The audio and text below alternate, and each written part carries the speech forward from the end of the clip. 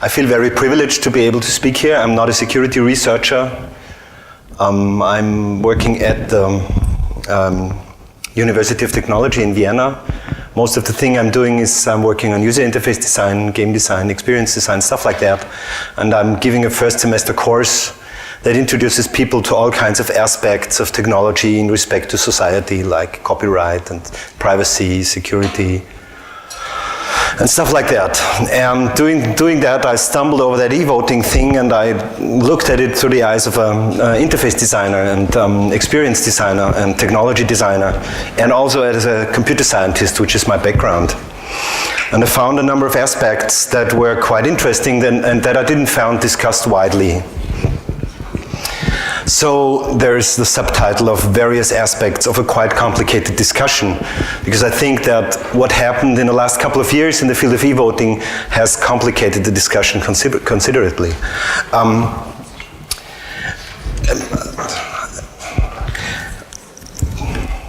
This will probably be a controversial talk, so I hope we can have a lot of discussion afterwards, and I hope you don't get your axe and throw them at me or something like that.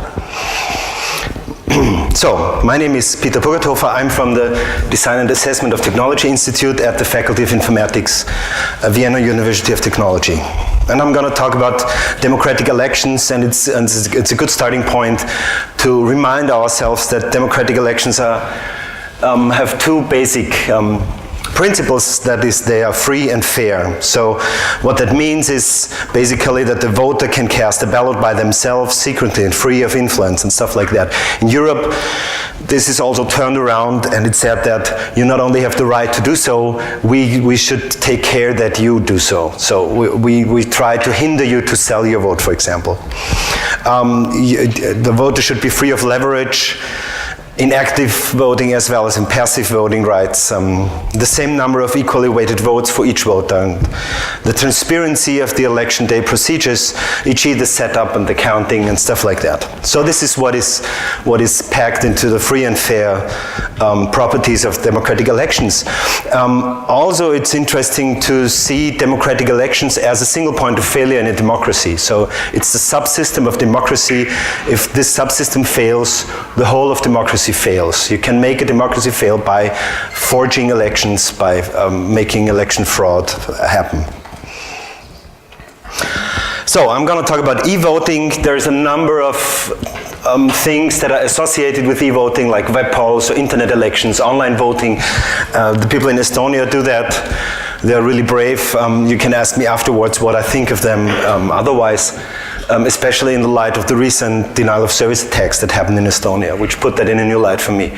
Electronic voting machines, there are online electronic voting machines, offline electronic voting machines, and of course electronic ballot systems in rooms like that, or in the parliament where people press a button and it's collected automatically. Then there's the aspect of something like networked polling stations, and I'm only going to talk about this one aspect, the electronic voting machines, because this is the one aspect that is in the discussion at mostly in the discussion at the moment.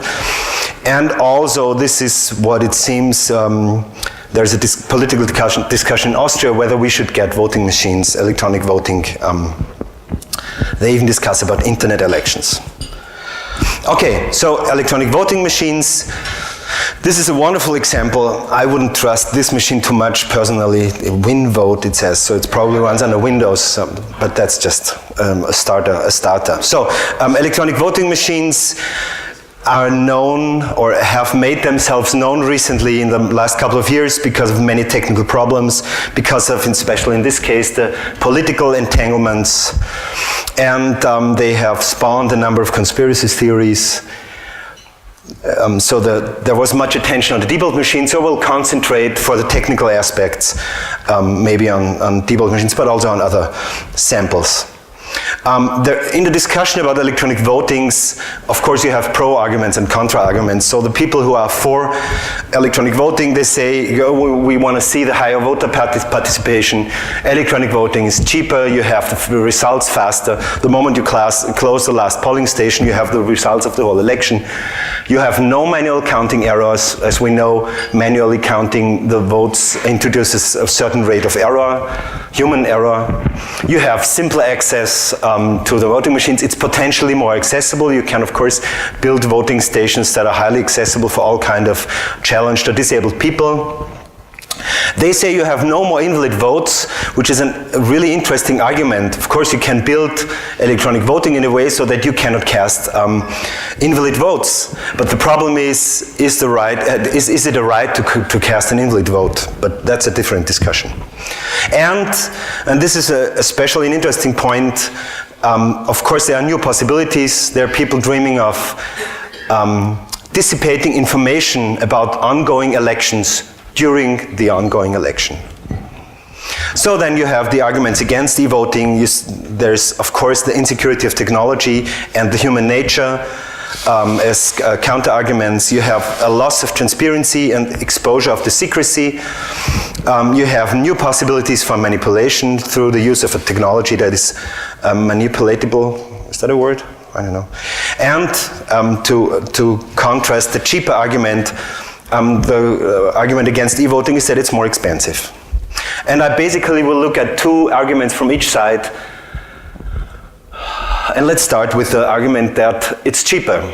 Now that's an argument that you heard a lot about 4 or 5 years ago. Since then there have been a number of trial runs for electronic voting in European countries, of course in the US.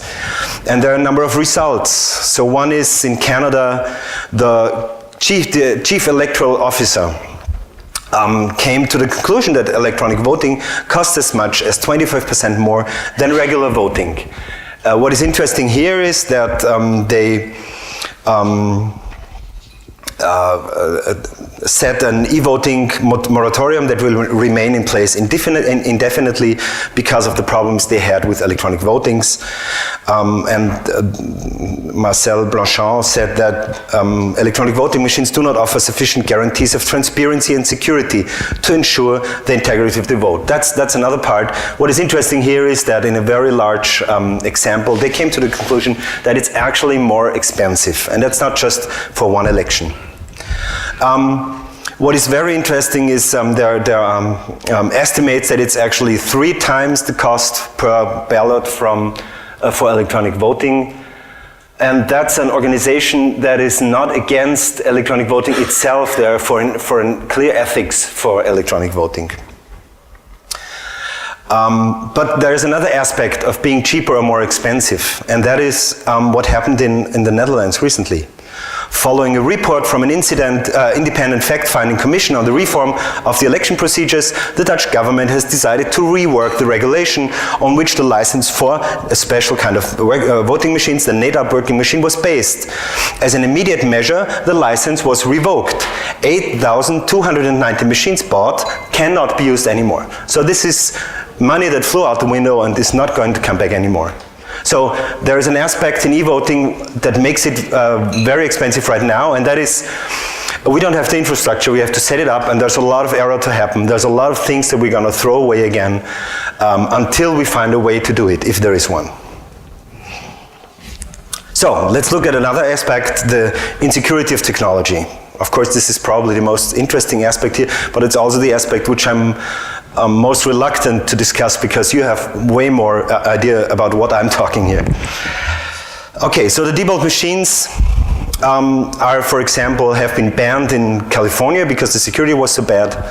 And one of the reasons why the security was so bad is because you can open them with a hotel minibar key. So that's, Boing Boing posted this, can be opened with a hotel minibar key. And actually, you can see that. You go to the Diebold webpage and you find the AccuVote TS and the keys with which you can open them. And the funny thing is, on this website, you can actually see the profile of the key. So you can use that to duplicate that key. And you can buy the uncut key. Now, today it looks like that. They changed that. And you can buy the uncut key from like office furniture supply stores and stuff like that. So you have the key to open the machine. Now the question is, if you open the machine, the hardware, does this is this a security risk? As you probably know, the source code for these particular machines leaked into the internet, which is a very interesting fact. And it was analyzed by Avi Rubin and his students and a couple of other people. And they showed that this voting system is far below even the most minimal security standards applicable in other contexts, like for e.g. gambling. So they found, for example, a line like that. Define des key, des and the key. And the interesting thing is not only that the key is defined in the source code, which is of course a fallacy, but also that they use des, DES. And DES is cracked, I don't know, 10 years now, and this is younger. So this is really ridiculous what is happening here. That's a voting machine. That's a machine for a process that is a single point of failure in our democracy, and they do stuff like that. But more. They didn't even use that key to password protect anything. So they hadn't password protected the vote database file or secured the audit log. So anyone with access during an election could change votes and alter the logs to erase the evidence. So this machine provided the possibility to fix the election and erase all traces on the way. So afterwards, you have a fixed election and no way to prove that anything went wrong. So we could imagine building something like that, a vote stealing control panel on the machine, and when nobody looks, we call it up and we fix the election in up front. So we will have 90% votes for, no, that's votes so far, and we can just set the slider to the number of votes anyone should have. And the interesting thing is, this is not a fictional thing. This actually was done by a couple of people. Ed Felton and his colleagues built this software, and you can look it up in a movie. Security analysis of an electronic voting machine. You can find it on IT Policy, Princeton, Edo. And the interesting thing is that it really works. So you can do the software, you can spread it from one machine to another, exploiting the upgrade mechanism that the machine has. So you come, there's a card that updates the machine to the newest software, and the malware just places itself on this card and it gets taken from one machine to the next. That's what they also showed. But also you can fool the machine in a way so that all self-test runs are positive. The trial election that you stage works out like you planned, and if you start the real election, then the malware comes in, fixes the election, changes the result, and then vanishes again without any trace. It deletes itself, and because it can fix the log files, it doesn't leave any traces. You can find more information about exploits of voting machines in a movie that is quite recent, Hacking Democracy. You can see it on Google Video, interestingly enough, in the full version, where they show how to fix one of these scanner systems, where you actually fill out a paper ballot and you scan it with a machine and the results are fixed. We have another example in Europe, the NetApp machine. This is the NetApp machine. Not all people in the Netherlands dress like the cowboy over there. The NetApp machine was infamous for a number of hacks that were done with it. Hackers said they could play chess on it, and the company maintained that it was a special purpose machine, that you couldn't do anything other than use it as a voting machine. It's not a general purpose computer, it's a special purpose machine. Everything is fixed in there, you cannot change the software. So the Jan Grönendahl, the head of the company of NetApp, said, I would like to witness a proof for the assertion that it's possible to play chess with our voting machines. And this is what they did. They showed him how to play chess on the voting machines. They still have one. They bought it from a community where they didn't want to use it anymore because it was insecure.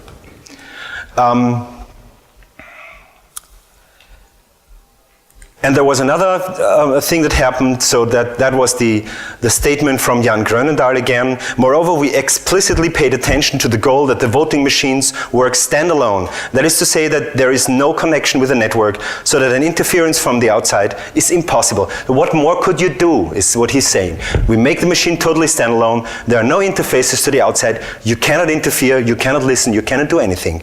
Hackers don't stand a chance. That's an interesting sentence, because I believe that you should never say that. That's a pure provocation. So that's what they did.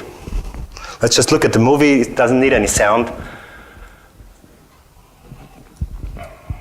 They have their NetApp machine, which also can play chess. At that time, 90% of all votes in the Netherlands were cast on that machines. You press the button and you press the vote button. And of course it leaks something. It leaks a radio signal that you can receive with a scanner. And if you evaluate it properly, you can write a little piece of software that shows you what is being voted at the moment. Out the window goes the secrecy of the ballot.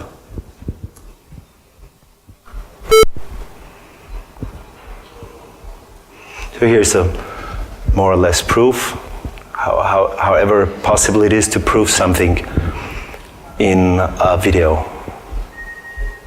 Okay, so it works not only besides the machine, it works 25 meters, 70 feet away. So you can stand outside the room where the polling station is and just record everything that happens in there and correlate it with the people that walk in and out. And you'll have broken the secrecy of the ballot. Wonderful. We have an example from Germany. They also used the NetApp machines. The voting computers were delivered ahead of the arrival of the Electoral Commission and were standing unguarded in the freely accessible polling station, at most guarded by the school janitor. What a qualified person to do that. They were secured by means of simple lead seals, you know, these little 1 centimeter diameter things that can be forged and manipulated with little effort. So this is the report of a Chaos Computer Club election observer group that worked at Lord Mayor election in Cottbus. This is of course not a single case. That's a very famous case from Ed Feldner. I was going about my business this morning when I was surprised to see some unattended electronic voting machines that had already been delivered to a polling place in advance.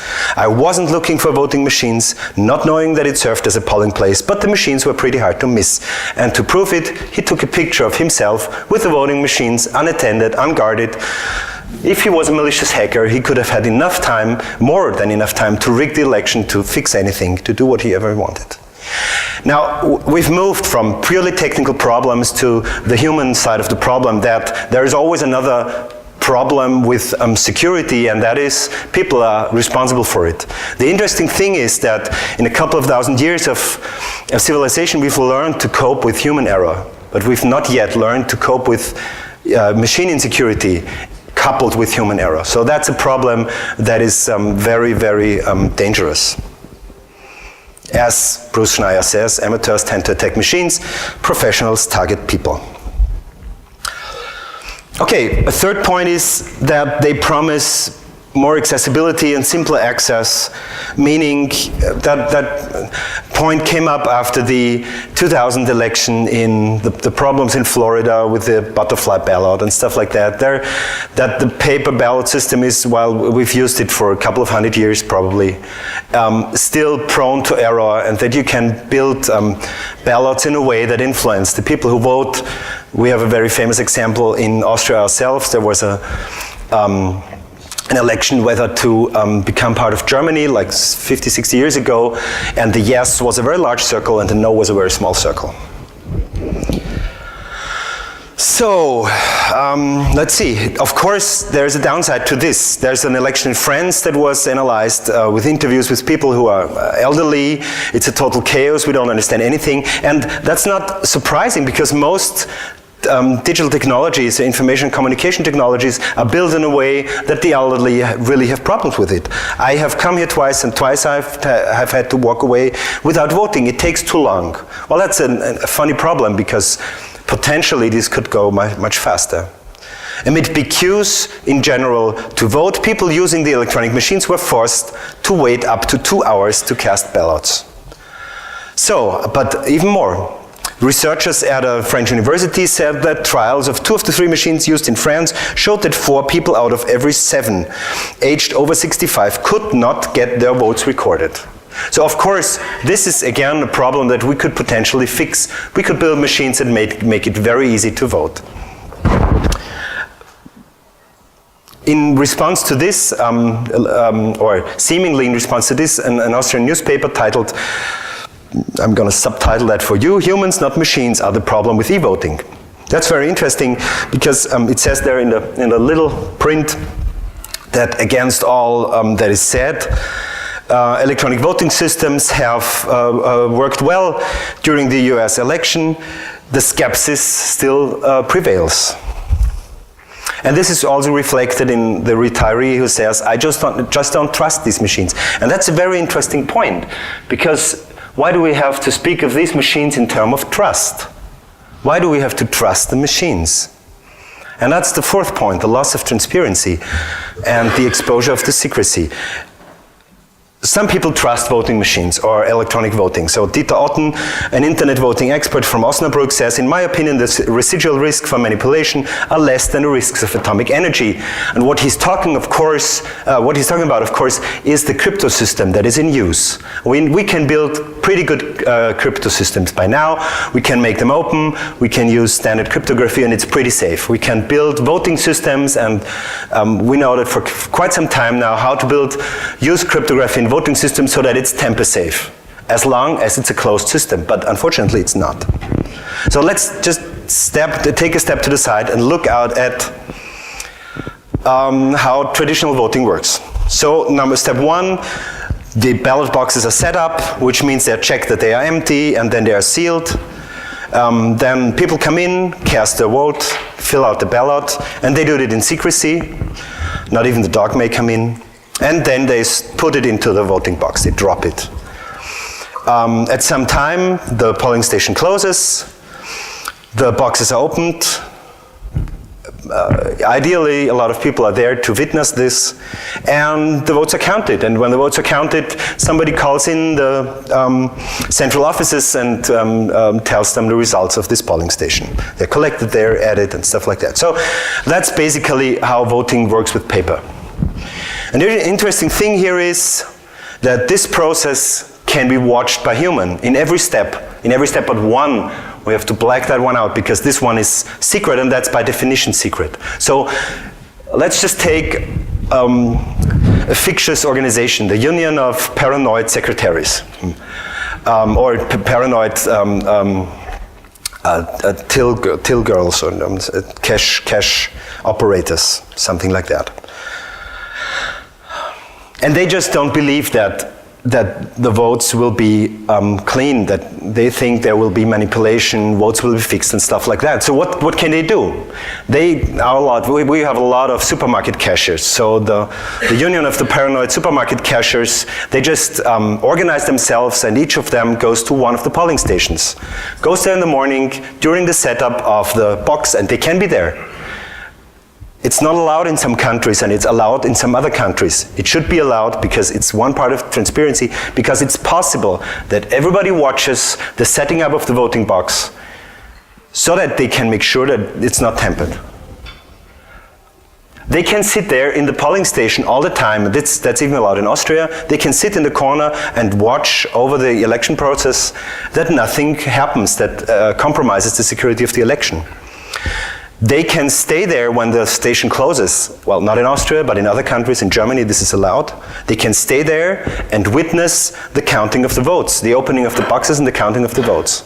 And if they do that, if this union of paranoid supermarket cashiers organizes well and each one goes to polling station, then they can call each other in the afternoon and say, at my polling station, nothing that was suspicious happened. Everything is in order. Then the next day they can look at a newspaper where all the results are listed, and if it's a good newspaper, it lists all the polling stations. They can see if the result of the counting they witnessed is the same as that is taken into the whole result. That's a very interesting feature of this process. It's totally transparent for absolute newbies. Now let's look at electronic voting machines. Normally it works like that. Before the election, the voting machines are verified and stored somewhere. That's just outside the election day. And hopefully they are guarded well so that once they're verified, nobody gets to tamper with them. The voting machines are activated on voting day, and a self-test is run, and probably some kind of test election to see whether they work well. Then the voter interacts with the machine to cast their vote, This self-test, that's very interesting. Normally these self-tests are really something. So you see the hardware and the software version, you see two checksums of the software, and they can be compared to the values on the ID plate on the side of the machine, and that's most of what the security test there does. At some point the polling station closes and the election supervisor transmits the results to central offices.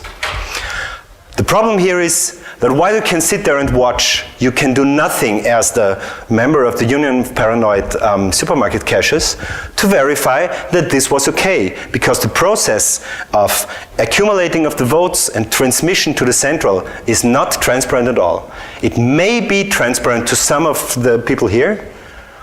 It could be transparent to a lot more of technically versed people. Like, you could do it open source. You could build all kind of stop guards to prevent some kind of last-minute tampering, so that the software that was open source is really on the machine, stuff like that. But still, only we could verify that. The Union of Paranoid Supermarket Cashiers couldn't. So, compared to this one, and you see there is a problem. And the problem is that eVoting is a black box system, where the mechanism for recording and tabulating the vote are hidden from the voter. And not only from the voter, it's hidden from anybody who wants to watch. This makes public scrutiny impossible and leaves statutory elections open to error and fraud. Error and fraud, not only fraud. The Open Rights Group, they were observing the May 2007 election in England, I think, and found that it wasn't going very well. The Open Rights Group cannot express confidence in the results for areas observed, because you cannot observe. You can just sit there and see how probably a little counter goes upwards on the voting machines, but you have no way of seeing that nothing was tampered with the votes here. You can believe it, you can trust it. Ah, there's the trust again. We have to trust these machines. And that's an interesting question. Do we have reason to trust these machines?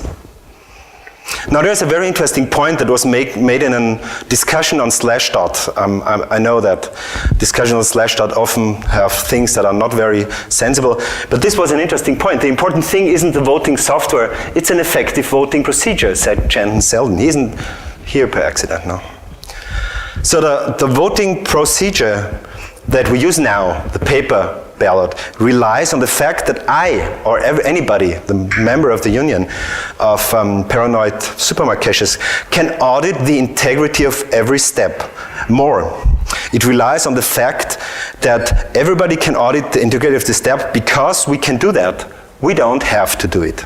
So because it's possible to audit every step, because there's nothing that is impossible to audit, because there's nothing that is, due to the way it happens, intransparent, we don't have to do it, because everybody could go and do it. And if there's some doubt arising that there is fixing an election, then probably we all would go and do it. The result of the fact that with the votes, the presidential votes in the US in 2004, this wasn't the case. The electronic voting machines in a couple of states were really dubious. We now have rumors. We have rumors that this election was staged, that there was manipulation in this election, and that the person who is now president is really not the winner of this election. And these rumors don't go away. You can't make them go away, because there's no proof that it was otherwise. You have to. This is really serious. The president of the International Federation of Processing, the International Federation of Information Processing, the IFIP, the president of the IFIP says that this election was rigged. He believes the election was rigged. So this is really serious. The president of one of the professional organizations of our business doesn't believe that the election in the US were carried out properly. And you can find a number of URLs to websites that explicitly show, demonstrate, prove, whatever, how the election was rigged in the slides, on the notes in the slides. Just to show how hard it is to disprove that. So, what is an effective voting procedure? An effective voting procedure makes fraud as hard as possible. And it allows the voter to go into, Steve Gibson uses that recently very often, TNO mode, the trust no one mode. So, if I trust no one, I want to verify everything by myself, so I go there and I want to look at everything. Electronic voting machines don't allow a trust no one mode. It allows me to verify that somebody else finds that this is okay, but I can't do it. So, just a couple of words on fraud. There are, in e-voting or in voting in general, there are two very distinct types of fraud. You have retail fraud and wholesale fraud. Retail fraud means you have to manipulate every vote, or you have to manipulate on the level of the individual vote in order to rig the election. Wholesale fraud means there is a way to manipulate the voting system or the system of transmission of the numbers or whatever, so that you don't have to manipulate every vote. You can just let the people vote whatever they want, and afterwards you can change it. The paper voting system we have with transparency in place, with the possibility to watch it, is relatively proof against wholesale fraud. And the only way to tamper there is retail fraud. Of course you can go and the people who count the votes count them wrong and place individual votes on the wrong stack of votes in front of them. But you need, and that's one of the properties of these two types of fraud, you need a lot of people for retail fraud. You need ideally only one person for wholesale fraud. If there is a successful way to wholesale fraud an election, then it's done by one person, because the less person do it, the less people you have that know about it, and the less risk you have of being exposed. And that's the point, of course, eVoting opens or reopens the door that we closed with our voting procedures years ago. Reopens the door, or decades ago, opens the door for wholesale fraud. Of course you can rig an election on a systematic level once you have machines that are not transparent. And that has been shown. Okay, so in my opinion, this loss of transparency and the loss of the possibility to witness and verify the vote by just going there is enough to just say, let's forget about eVoting for the moment. Probably we find something in 10 or 20 years that changes this. But at the moment, probably in 50 years, we are a different society, and everybody speaks C native or some language, and we can all verify stuff that's happening. We can watch code in execution, stuff like that. Then we can go back and look at that. But at the moment, I think we should just forget it. So for me, or probably I say it that way. We are a relatively old democracy. There are younger democracies than us. Austria, Europe in general, has democracies that are quite old compared to the rest of the world. There are older ones, like our neighboring Switzerland. But the point is that we have forgot why we learned to trust the election process.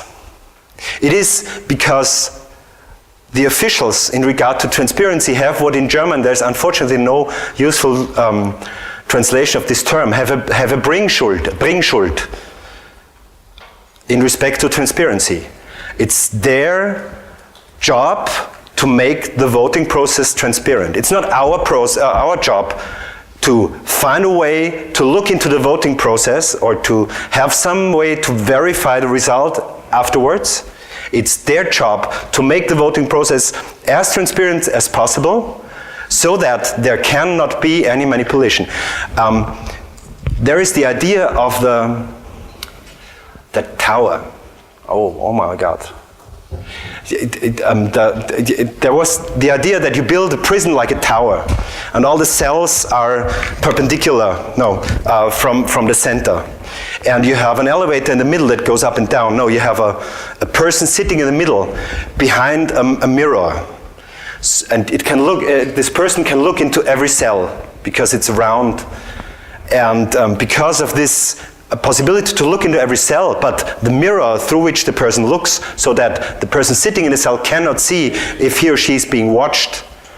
The theory says that this is a very good prison because the people don't do anything because they could be watched. Of course, this is not a good prison. It rains on fear. It rains on the possibility of being observed all the time. But if we turn it around and say that's what we want from an election, we want an election that is so transparent that nobody has the idea to want to rig it, to want to manipulate it, because somebody could be watching and he could be exposed. Then that's what I call an effective voting procedure. So for me, eVoting at the moment is a no-go.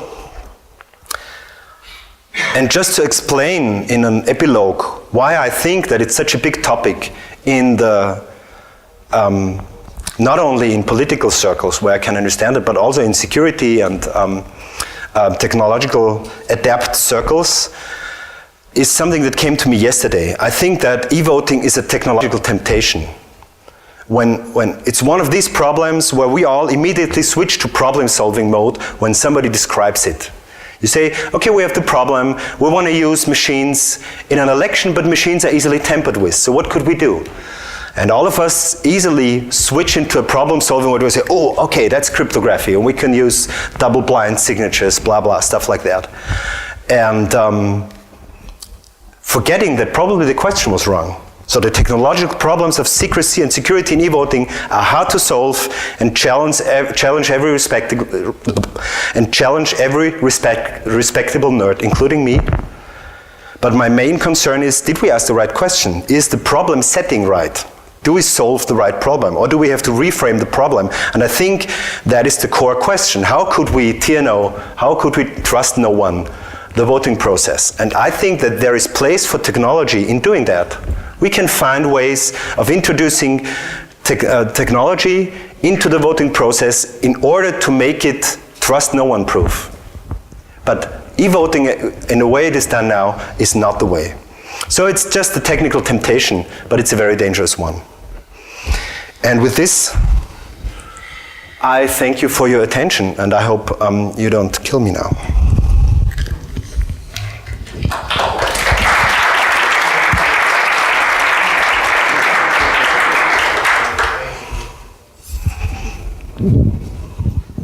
Wait for the mic. You learn. Thank you. Yeah, I learned my lesson. Oh, very good talk. Thank you. If you just could put your pros and cons slide, then I could share with you the experience we had in France for the last president voting, because we had some town using voting machines. And so basically, if we take all the pros, so the one that is next to the place I live, they didn't have a higher voter participation because the process was so screwed that people were giving up. They were queuing for hours and at some point were giving up. So it was not cheaper, obviously. The result didn't come faster because of the process. So they were supposed to close at 8 p.m. and in fact the last voter came at 9:15. So they took more than 1 hour late on the schedule. No error counts, too bad for them. So basically people vote on the machine and then sign a registry. And they had on 1/3 of their offices, they had errors between the machine count and the registry count, which is actually bad. Simpler access. They were not adapted for disabled people. So a lot of disabled people, especially blind people, couldn't vote. Just simple as this. So bad for the accessibility. The other problem is in France, when you want to vote, you can have multiple booths to actually cast your vote, one every 1,000 voter, but only one urn to take the votes. And a voting machine is an urn, so you only have one per place. So that means that everybody has to queue and vote one by one, and every time you have a problem, then you're delaying the whole queue behind you. So what you say, it doesn't scale? No, it doesn't scale at all. You can have, it's very easy to make a polling station larger for more people. Definitely. But, every time someone can't cope with the voting machine, it's delaying the whole process. So no more invalid votes. The problem is some people couldn't vote, so they've been assisted by someone, which is prohibited by the process.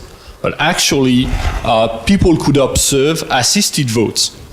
So simply the vote should have been invalidated at that place. And but the new possibilities, they're just banned from the French legislation point of view. So if you take all the pros here, they were just all invalidated in that simple election process. And that's the experience we have. And on top of that, we have other things like no certification for the machines. We have a machine with license where they fail at some basic test where they should success and everything like this. And it's very, very worrying in the end. So. That's great to hear. I mean, not, but I think the point is that I would expect that from any technology used in any context from my prior life. Whenever technology is introduced to some new area, you have exactly these problems. But the wishful thinking is that they can be cleaned up. They can be, the technology matures, and in a couple of years it works beautifully because we can learn so much from our failures. I think that one thing you said here hadn't occurred to me yet, that it doesn't scale the way normal voting does. That's one point that you can't clean up. It doesn't get better. And the other point is that the process won't be more transparent, even if we mature the technology through several generations. One thing is very interesting, you said there's a practice in Austria of letting very old people vote. There's a person from the election office going to retirees' homes and helping people to vote there. And as from the experience that told by people who have witnessed this is a very dubious process. Because some of them can't read anymore, so you read to them the labels next to the circles where they make their cross. Of course, you can tell them whatever you want. So you can anticipate what they vote, and you have the vote made there. No, sorry, that's the one you want to vote, and stuff like that. So that's another point where I think that technology, in a way, could help us let people cast their own votes in the spectrum of possibilities. Okay, paper ballots are quite unusable for people that can't see. But of course I can build this very simple machine where you put in the paper ballot, you can feel the choices you have, you can press a button, and this machine can be so simple that it's transparent, that I can check it, that I can see if I press this button, then the right cross is made, and stuff like that, without any electronics. Yeah, but for me there's another question. It's like, voting is a right for everyone, but at the same time it's a duty. I mean, for the democracy to work, we have to vote. And thus the authority has to make it so we can vote in proper conditions. Yeah. I mean, if an elderly woman or man wants to vote, the authorities has to give them the possibility to do so. And it's the same for blind people, it's the same for disabled people, for everybody. So if the accessibility is not there, then the state is not fulfilling its duty to make people vote. And then do it properly is even another question behind this. So what you're saying is more or less that there's a monopoly, and with e-voting it gets abused. Because there's only one provider for voting, and that's the state. And by doing what the state wants with the voting procedure, he abuses the... Yeah, but the state comes out of the voting of people. Oh yeah, that's right. So probably there's the wishful thinking. No, sorry, no, that's not right. No. Okay. I'm from the Netherlands, and the plan there is to have some sort of paper trail coming from the voting machine, so people can check up on their electronically registered vote. I was wondering, what are your ideas on that point? Okay, that's one thing that I actually thought that somebody would ask. So that's for me, you remember this picture with all the things written in about the voting process. So you have the process that is transparent. And what a paper trail does is it takes the process that is not auditable, that is not transparent, and creates a parallel second process that you can audit. And the question for me now is, why should I want to do that? Why should I want to make an intransparent process and then create a second process that I can verify the first process, when my goal in reality is that I want to have states deliver on that Bringschuld, that they have to make the process transparent in a way so that it can be checked at every step, not afterwards, but during the process. And this is not what happens here. This places, this is like outsourcing, okay? You outsource the security and the integrity of the election to the people. You say, okay, let's see if you catch us. That's what happens here. There are other arguments against paper trails, like there's you have the problem of secrecy. Okay, so the first person votes, leaves the voting booth, and you go in and check the paper trail, and you know what that person voted. If you can do that after every person, so that there are other arguments, and they have been discussed very long, without real results. But I think that the paper trail is really, it poses for me the question why we really want to do e-voting. If we have to find ways to make it verifiable in the exact way that it was before, then why do we do it at all? Just because we want to have the results faster? And this is really a non-reason. There are people much more into this than I and smarter than I who said that the voting has to happen manually on the evening of the election. And this doesn't happen with a paper trail. In the paper trail it happens when somebody comes along and says, okay, I don't believe you. Then it will be counted, and what if we find a discrepancy here? But that's not the point. The point is, okay, I already made my point. But we can turn it around. We could probably say we make the transparent process and we make a second process that is probably not transparent, that watches over the transparent process in an additional way. We could think about that. I'm not sure. That was just some idea when I made the images here.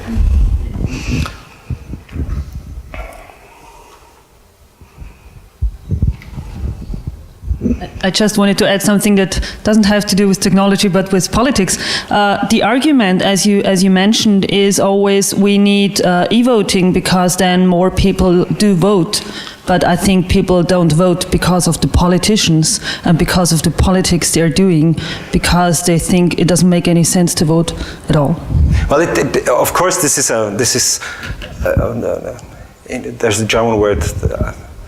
I don't even find the German word. This is an argument that tries to lure us away from the real problem, as you say. It's a problem of political culture. We have experienced in Austria that when something is really at the stake with the votes, then a lot of people go voting. If there is trust and confidence in politics, a lot of people go to the votes. Our minister for higher education wants to introduce e-voting to the election at the universities, the students' elections, because the participation there is traditionally low, around 30%.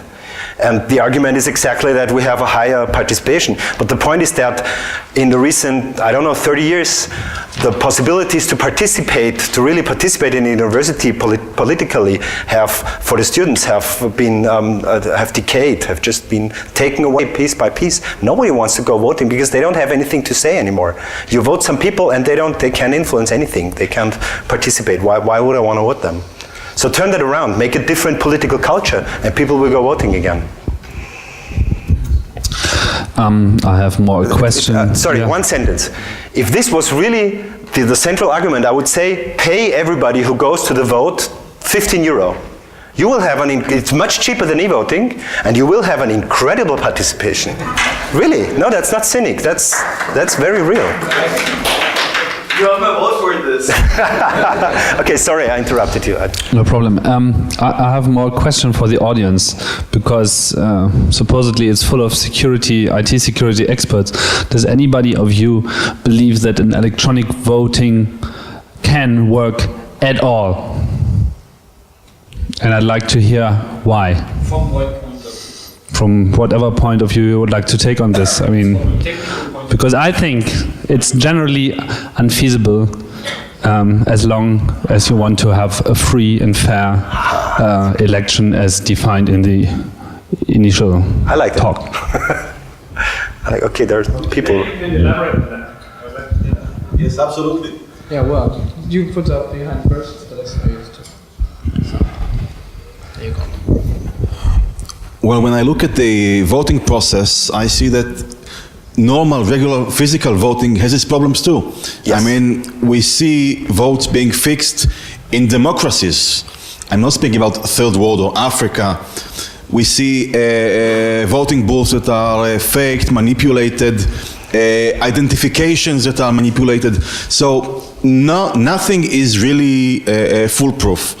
And we have to accept that in any technique or mechanism that we will adopt for voting, either physical voting, real life voting, or electronic voting, we will have problems. Okay, what we have to do is we have to keep it marginal problems, marginal errors. Okay, we have to manage the margin of error. We can't expect to have a foolproof technology or a foolproof technique or foolproof procedure for anything. Now, I believe that eventually we will come to the point in which we will have what we call trusted computing, in which we will be able to verify that the mechanism has not been tampered with, that the identification can be verified in a high, with a low margin of error, and eventually we will find ourselves. I'm not speaking about, all kinds of science fiction writers who have conjured universes in which being corporeal is not the only way of being a human or being eligible to vote, okay? So we will have a different society in 50 years or so, and I believe that electronic voting will be part of that society. So it's all about believing. Absolutely. I think that one thing that I haven't touched upon, and that's a very interesting point, is that of course you can build a voting system where the voter can, after the election, verify that his own vote was respected correctly. And I think that's wrong. I think that's from the principle of elections wrong. You cast your vote and it's gone. What if I'm an idiot? I go voting and I forget what I vote, or I deliberately forget what I vote, and I'm a troublemaker. So I want to prove my vote. I'll get there and say, no, I didn't vote that. And let's say 50,000 people do that. We can forget about elections that way. So it makes sense to let go of the ballot and have a system that you can trust that it's perfectly respected. And the only way to ensure that it's transparency. I'm a little bit with you in saying that we could come to a stage where we can find technological processes with different technologies that are actually verifiable for everyone. And then I'm with you. But I don't see that coming. Deep in me, I don't believe in it, but it could be. I was wrong before. Well, I'm not saying that it's something that will happen soon, but yes. Okay, I'm not saying that it's something that can happen soon, but I think that we shouldn't just let go. We have to continue and to find ways to find verifiable architecture, verifiable computing environment in which we can eventually have secure e-voting. I just have one comment on this. So I work in a domain where we produce software that has less than 10⁻⁹ probability of mistakes. So that's very low. So from a technical point of view, yes, we can build a trusted machine that makes barely no error. But the problem is in the process and in the scale you give to someone that fraud. Meaning that the paper ballot is, screwing up a paper ballot from the process point of view is very, very hard. What happens in Africa is they prevent people from voting, so people don't get voted, or they put a gun on their family and tell them, if my candidate is not winning, then your child are dying. And that's not in the process of voting, that's before or after we burn all the thing and we say, blah, we count. So for me, it's that scale that frightens me. Like said, one guy can fool everything. And I think that's not acceptable. So it's not a technical question to me. While you carry the microphone to him, I think he really has a right to say something. Yes, well, there's 1, 2, 3 hands that are seen. Please make it short in a way, okay? So, if you can. Tons of things I could say about this. I try to keep it short. First, your statement was, well, there are problems with current paper system as well. Of course, yeah. There is no system that's totally foolproof. That's not what we're talking about here. The point is, and he brought it up in this talk as well, with paper ballots, if you really want to have an influence on a big election that has big influence on the society, you need a conspiracy of many thousand people working together to change votes in a way that makes sense to them, you know, that pays back. This is infeasible. This is totally impossible. You can't do that. You can't start a conspiracy with 50,000 people changing a vote. With electronic systems, regardless how trusted or super cool they are, what kind of chips you put into it, it's all quantum mechanics, and we have absolutely no way of seeing, and that's the point here, seeing what it does. And on the other hand, you only need probably one programmer that cooperates with you on changing the system, and you have the whole election fixed with one person. So let's say we are voting the next president in France. What is it worth? I would say France, you know, is probably at least 100 billion euros worth. So if you are the president, there are ways to spread money around. That's the amount of money you can spend. You take 1% of it and put it onto the programmer. If he doesn't program, if he doesn't cooperate, I don't know, you kill his kids or whatever. And pressure is being done in power systems. And then it's gone. So within electronic voting, you're endangering the whole concept. If you have electronic voting in a democracy, you can just stop being a democracy. That's the point. It's not something we have to think about how we can do it probably, then it might work. It's just the end. That's my opinion. So that's all I want to say. Okay. There was two more, and the break is... Please keep it short. Thank you. I think we should just put one question of common sense. Do we need to change a process with known problems to a process with unknown problems? It's a great question, yes. That's very nicely short. No more? Okay. Unfortunately, well, it's getting interesting. I hope we continue this either tonight or tomorrow at the Meta Lab or at the Robo Exotica. I would like to thank Peter Purgathofer for this very nice talk. Thank you.